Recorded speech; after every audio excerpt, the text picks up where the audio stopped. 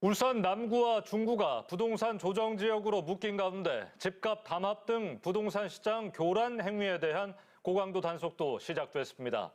울산시가 최근 2달간 부동산 의심 거래 1,000건 이상을 적발해 국세청에 신고하고 경찰 수사를 요청했습니다.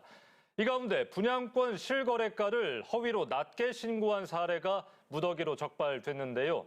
현행 부동산 실거래가 신고 제도의 맹점을 악용한 사례도 주시하고 있습니다. 조윤호 기자입니다. 지난 2일 6개월간 분양권 전매 제한이 풀린 동구의 2,600세대 이상 아파트. 분양권 프리미엄이 최소 1억 5천만 원까지 붙은 것으로 전해지고 있습니다.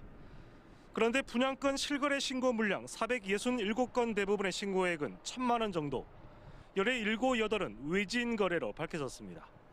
분양권 프리미엄 양도세 55%를 피하기 위해 고의로 다운 계약서를 썼다는 의혹입니다. 우리가 조사해보니까 틈만 있고 무피도 있고 내가 그런 양도소 세금을 안고 울산시가 최근 2달간 지역 부동산 실거래 만여 건을 취합한 결과 분양권 다운 계약 외에도 추가로 339건의 의심 사례를 찾아냈습니다.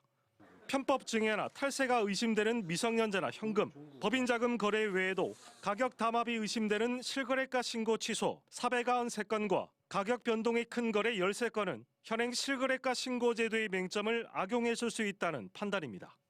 계약금을 주고받지 않더라도 또는 등기를 하지 않아도 계약서만으로 실거래가를 신고할 수 있다는 점을 악용해 호가를 띄우고 등기 전 계약을 취소해도 부풀려진 실거래가는 장기간 남아있다는 겁니다. 잔금해가지고 등기 치는 시점간의 차이가 크잖아요. 한 3개월인데 그렇게 해서 삭제되더라도 사실 큰 의미가 없어요. 왜냐하면 이미 그게 거래됐다는 게 소문이 나고 취소됐다는 건 이야기 안 하거든요. 울산시는 부동산 의심 거래에 대해 국세청에 통보하고 경찰 수사를 의뢰했습니다.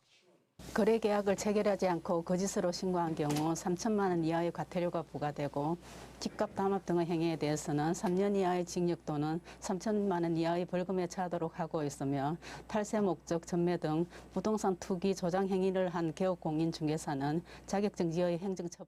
울산시는 외지인 투기 세력에 편승한 지역 투기 세력을 가려내는 한편 전매 제한이 풀리는 나머지 아파트 분양권 실거래가도 철저히 조사할 예정입니다.